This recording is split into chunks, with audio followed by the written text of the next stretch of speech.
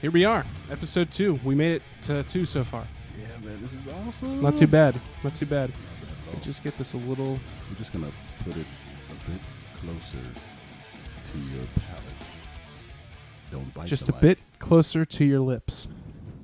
Don't bite the mic. Darrell Campbell, how's it going, man? How you doing? Man, I'm doing okay, man. It's awesome. It's Saturday. I just got a huge pump at the gym for about 3 hours. 3 hours. What'd you do? Finished off decline at around 435 for a couple presses. Started it with about 25 reps of 315, just to get the blood flowing, you know. Oh yeah, just pump a little bit, you know. What was the 315? 315 for 25 reps. That's where I started. It was great. Just a little light. Deadlift 700 pounds today was great. A couple times. I mean, I'm not trying to be a strong man. No, you're a strong man. You're a strong man, every man. That's it. Strong man, every man. Every man is everybody wants to be strong, so don't shy away from it. Well, I mean, hey, Brother Jay, you've got traps. I've got traps. I'm working on them. We can use them, and we should use them. The Lord gave you traps for a reason. You gotta trap it up. So, getting a pump, throwing some heavy weight around, 700 Absolutely. pounds, Absolutely. 315, I 25 played reps. catch in the kids club with a few children I didn't know. I imagine you just destroying kids in dodgeball. Is that accurate? That's pretty much what happened. Yeah. Right around that. Some angry parents. You have to, especially when you catch them right off the line, boom, right in the face. Boom. It's just like, I love that sound. That sound too. of like a red gym ball hitting off somebody's head. That rubbery, Yep. Yeah, right off the dermal layer of their face. It's got a certain tanginess to it. Yeah, it hits nice. you like key lime pie, but not the taste away. Like just you see it. Oh Jesus. Man. So it sounds like you had a pretty decent start to your Saturday. Awesome start, man. And then of course we're here in the Everyman podcast headquarters, situated in a secure location. Absolutely. It's like Fort Knox. That's right. Well, you got to be safety first and then teamwork. It's all about that's teamwork. the Extractus Media motto. Mm-hmm. So, episode 1 was pretty sweet. Yep. Had a great time talking with John Petrucci, who's just a humble guy. Somebody that he could totally be a big shot if he wanted to. Sure. And just a humble dude, very gracious and giving us some time. So, really, thank you to John. Thank you to the Dream Theater Big publicity ups. team Big for ups. helping facilitate that, and of course, thank you to our sponsors, Ernie Ball Music Man, for also helping get the message out and Sure. helping provide great gear to make this here production happen. So That's it. really excited about that. So. Distance Over Time came out. We were listening to that a little bit. Mm-hmm. I know you're kind of new to the Dream Theater. But you're bringing universe. me into your world, though, Jay. Yeah, I love it. Man. I have a tendency to do that. I Yeah, get you to do. know people, and then they become similar to me. It's weird. Yeah. So I'm gonna get a velour suit to match you. You have to, because the rain beads off very easily. Right, and I'm Yeah. all about utility. You gotta have it. You need to have flexibility in your outerwear. Rain, snow, heat, breathable material. Breathable. Velour. And moisture wicking, no doubt. You could probably line that with some sort of bulletproof material, like Kingpin. Yeah, dude. How he's got those suits that are. Yeah. That's what I need. If I could get like a ballistics version of a velour It's great Adidas for tracksuit, raindrops, shrapnel, and armor-piercing bullets. and You casual, should wear one. You should wear one. comfort on flights. It's Absolutely.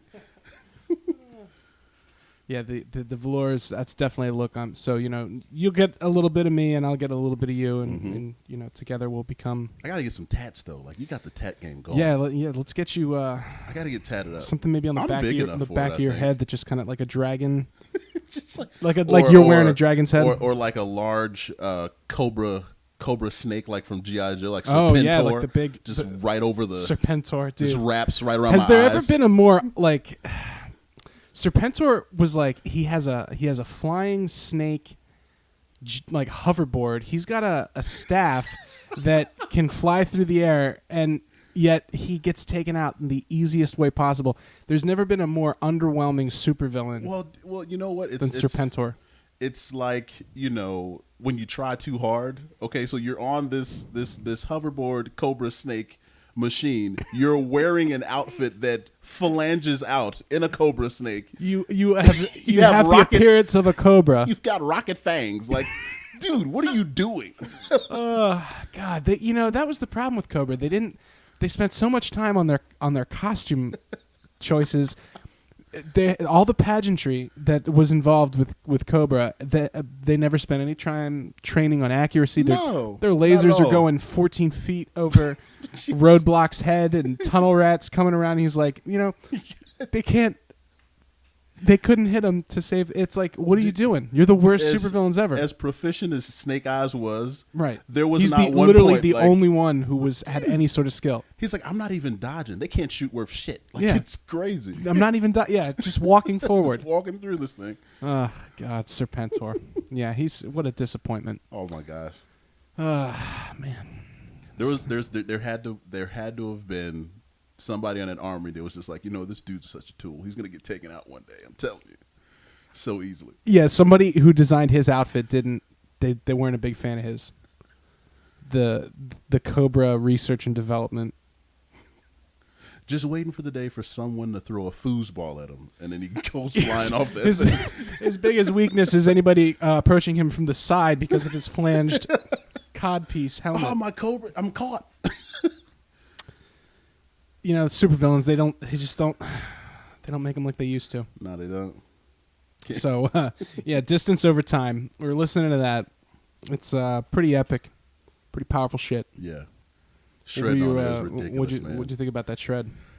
You know what? And correct me on this because I'm not as, I should say, versed in the metal world as you. But if I can use the word scalar as awesome as he went up and down scale wise, I like that. Shredding. He's a scalar.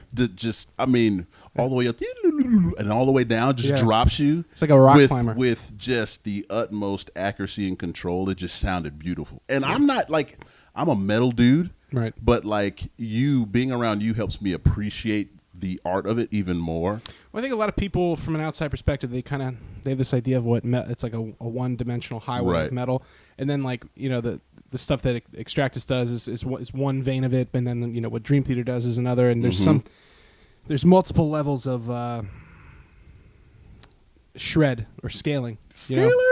It's like you can scale up or down. Yeah. With the shred, it's very nice. But Dream Theater lands on the far end of that. That shred. The goat. Yeah, it was great. So it was great having John on. The Everyman podcast. We're gonna be talking to a lot of people from all walks of life. We want to tell the story of hard work for a purpose, for a goal. Yep. What gets you up? What keeps you up? What keeps you going when you get pushed back down? Yeah. Ebbs and flows, man. Ebbs and flows. Everybody goes through it. And I think everybody from, like we heard with John, talking about ups and downs with band members coming and going, legal issues with, contracts and record labels. And it's not always a big bowl of cherries, know. There's a lot that goes into it. And I think that's something that everybody can relate to. So that was really cool. Yeah. So I thought we should touch on a little bit of current events with the happenings of the National Football League. Mm-hmm. So we just wrapped up the season, Super Bowl 53. Yeah, so 53. Big 5-3. So obviously the Patriots, we know by now. Patriots won. The Rams just didn't show up. Don't quite know what happened there. I don't either. But you were there. Yeah. So let's talk about. I was there. Tell me about what that was like. What was the leading up to that? What was your workload like? Did you see any celebrities?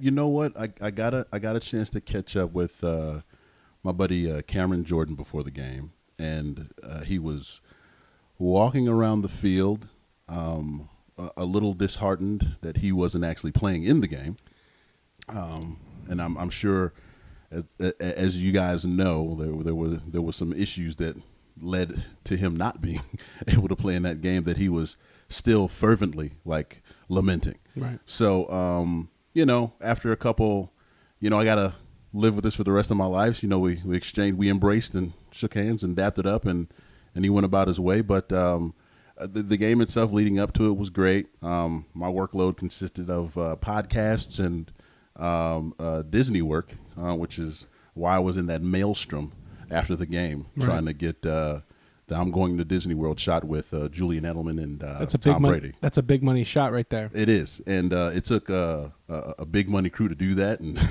a lot of I should say relying on those deadlifts and bench presses to move people around to get the shot. So just for a little context here, I'm watching the end of the Super Bowl, and the clock hits 0, and the craziness surrounds Tom Brady. Mm-hmm. Mouth kissing Robert Kraft, the whole bit. It was a beautiful sight. It was a beautiful sight watching two men embrace. And by face. Embrace in the face. And then I'm looking at the television and I see my friend and podcast partner, Darrell Campbell, just standing there smiling, looking around, looking excited, looking up at the lights and just having a great time. And I said to my girlfriend, I said, babe, look, there's Darrell. I knew he was there, but I didn't think he'd be there, like right there. So what was going on there? Like, what was the deal with all those people? Why were they? Well, and in past Super Bowls, I should say everything is a controlled medium. This one was not that way because the patrons that do don the credentials for 0 second and then 2 minute all decided to go on the field at one time. So explain that, the 2 minute, for those of us not in the biz. For those of you not in the biz, if you have 0 second credentials, that means when the clock strikes 0, you're able to go on the field. And if you have 2 minute credentials, you have to wait 2 minutes before you can go on the field. I think that the ones with 2 minutes said "fuck it" and I'm just going, right. That's what happened. Like, so, I'm not going to miss this shot of Robert Kraft kissing Tom I'm Brady. pretty sure there were some safe workers that got meleeed, but what are you going to do? Yeah, what are you going to do? So, what do you think the historical significance is of all this with Tom Brady? I mean, does this obviously cements him as the GOAT? You know what? He was cemented as the GOAT before the game. Yeah. We all kind of knew who he was going up against and who Belichick was, who he was, who he is, who they are as a team, as an organization. They're a team that has seen it all, done it all. They are masters of situational football, so there isn't anything that Tom and Bill Belichick haven't gotten into that they weren't ready for. And it just showed up this Sunday. Did you get a chance to break down any of the film casually? I know you've been busy, but did you look at it? What did you think? You know what? I think they had a great game plan. The Patriots did, especially defensively, going up against the zone running offense. They didn't take the ploy. They got vertical and basically displaced everybody that was on the field. That's what you're supposed to do. They forced them to play the game that they wanted to come in and play. For sure. Well, that's the mark of great preparation. Mm-hmm. And that's a great theme of Everyman podcast is preparation. Gotta have it, baby. So, another thing, it's really been interesting following the saga of somebody near and dear to my heart, Mr. A.B., Antonio Brown. I just, as a Steelers fan, man, and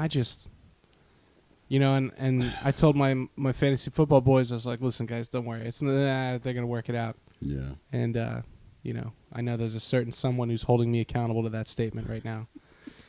So we'll see about that. But I just don't understand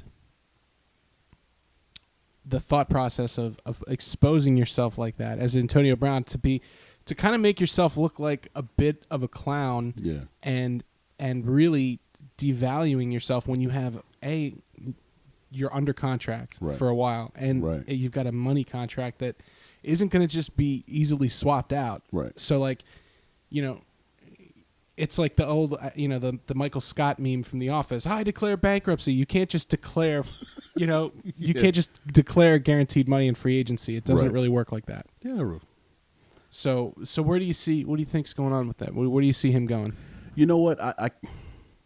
I'd love to speak on where he's going, but I don't want to be that much of a prognosticator.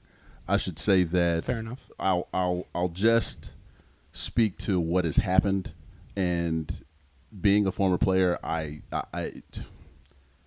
the words conduct detrimental get thrown around when you do things that everybody sees as a little immature, and as you just alluded to, it devalues the organization, it devalues the team. You know what I mean? You have to understand what your lane and your place is as a professional athlete, as a point person at your position for that organization, and you have to do it right. When you don't do it right, you wind up in the situations that you're in right now.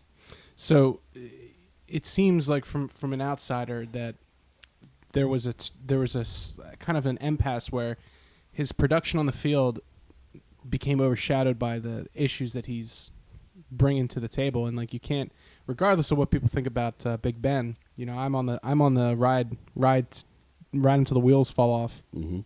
End of the conversation, but he's the guy I'd hitch my team to, and definitely his style of leadership I could see rubbing people the wrong way. And then you have a guy like Juju coming up, and he's scaling as well. Right.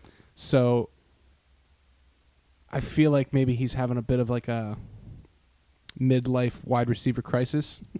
Maybe to a degree. Yeah. It's you know what it is? It's hard when people are a bit disgruntled, right? It's and this is why we're talking about this on the Everyman podcast, because everybody goes through it. You're going to have a day when you go to work and you're just not going to feel it, right? Right. You're not going to feel the pressure by the boss, the pressure by the institution, organization you're working for. You're just not going to feel valued or welcomed or loved the way you would like, or underpaid. But you have to understand, hey, the platform that I'm on is the platform that I'm on, and it isn't going to change until, I should say, breaks, ebbs and flows, and things of that nature kind of coalesce to where you're on the path that you'd like to be on, and you just got to keep grinding until you get there. Right, and he says he's all about winning a championship, and I can't say he's had a great career with the Steelers, and he's been one of the most productive offensive players they've ever had, and he's largely stayed out of trouble, and so it's not to say that I think he's like all of a sudden he's trash or anything, but I wish him the best of luck in his future endeavors. Yeah, that's what it's looking like. It's gonna happen here. He's probably gonna be somewhere else, and hopefully you'd like to think that he learns from this. Like I said, if it happens, he learns from this, and wherever he goes, he understands that it's always going to be team and organization first, and you're just a part of that to get to the big show. And in the NFL, mind my assumption, it really is all about the team, mm-hmm. and there's no, the media kind of does their thing and makes players out to be bigger than they are, but I feel like inside the walls of these teams, it really is all about who's here for the sole purpose of being a champion and who's not. Yeah, I mean, locker room banter, organization, how you move and shake inside those walls. It's all about team, and again, it's all about getting to Super Bowl 54 for all 32 vendors. And because Bill Belichick right now is sitting somewhere in Cape Cod or something, Martha's Vineyard, right, with his 35-year-old second wife and on his yacht. And he's looking at the Dolphins right now. He's watching all 22 tape on a canoe somewhere in the Serengeti. Just what he's doing. Yeah, he's scaling. He's scaling right now. Yeah, that's all he's doing is scaling. So, yeah, I saw some wishful New England people saying, "Oh, we're going to get AB." You're not going to get AB. It's not going to happen. So, good luck. Here's the thing, though. I will say is from Bill Belichick and the organization itself being able to take bottom basement guys and turn them into phenoms. I mean, I say the words Kyle Van Noy, And his presence in that game overshadowed Aaron Donald, who's arguably the best he took over the defensive game. lineman. You know what I mean? It's Yeah, just took over the ridiculous. So, for him to, if you have those New England those Patriot fan hopefuls that are like, hey, we might get AB. If you do, I tell you one thing, that stuff's not going to fly with the Patriots. That's for sure. So, well, everybody remembers when Ocho Cinco went to New England. That didn't pan out. No, it didn't. And it won't. Like I said, that's just not the standard that they hold themselves to. So, but can't argue with the results. No, you cannot. You can't. Proof is in the pudding. You might want to, but you're right. Proof is in the pudding. Yep. Yeah, I don't think we'll ever see another a run like this. We got to just really face the possibility that this is just the NFL now, and that forever until he's done, Belichick he's figured out a certain way that nobody else can compete with, and he knows what he wants, and maybe this is it. So, dude, like I said, masters of situational football, and it's not about players. Players, it is about to a certain degree, it's about the players. But Bill Belichick has mastered situational football, whether it's beginning of the season, playoff time, postseason, Super Bowl. 3 quarters, nothing's happening, and in the last 4 minutes, you just tank whoever's going against you. It's crazy. Like I could see them doing a whole season where they only need to score 6 points a game. Yeah, why not? I trust them. As long as you get a notch in the win column. That's all. He had the what Doug Flutie pulled off that drop kick. Like dude. People didn't even know you could do that. People forgot because that hadn't been done in 60 years. We can do it now. 2 points. Why not? Yeah, that's great. Well. Man. I'm looking forward to a nice 2019 filled with new digital content. Mm-hmm. We're going to be taking over YouTube. We're going to be taking over SoundCloud. For sure. We're going to be pushing it out any which way we can. World domination. Global domination of Pinky in the brain. Digital content highway. But we're both Pinky and we're both brain. We're one of the same, man. We're good. Everyman. We've got the perfect blend of Pinky and brain in each of us. Yeah, man. So, thanks for tuning in. We'll see you guys next week. We've got some cool interviews coming up. Appreciate you guys. We're going to be talking to a professional wrestler. Yeah. So that's going to be fun. So thanks for tuning in, and we'll catch you next week. Everyman Podcast.